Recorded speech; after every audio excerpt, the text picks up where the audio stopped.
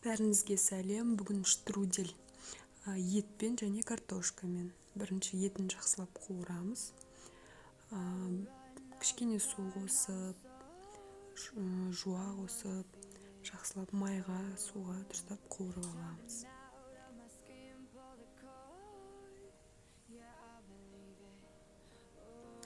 Еті пісіп жатқан кезде картошкасын ашып дайындап қоямыз және қамыр илеп бастаймыз.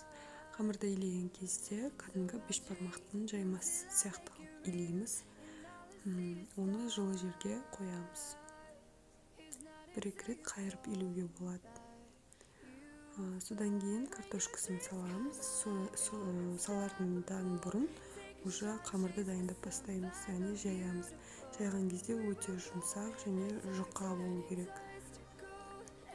Оның үстіне май жағып, сосын начинка дейді, яғни ортасына жуа салу керек. Яғни менде қазір екі түрлі көк жуа и кәдімгі жуа. Соны кесіп, май жаққаннан кейін соны үстіне саламыз. Содан кейін ораймыз. Орағаннан кейін картошканың пісуіне 1-5 минут қалған кезде уже салып бастаймыз. Яғни картошканың суына, буына өзі піседі. 10-15 минуттай ашпаймыз қақпағын. Қадағалап тұрамыз.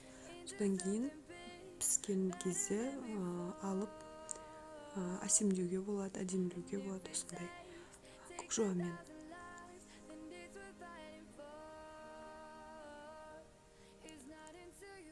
Ұнаса лайк басыңыздар, комментарий қалдырыңыздар. Өздеріңіз осы рецептпен жасап көрсеңіздер болады. Астарыңыз дәмді болсын.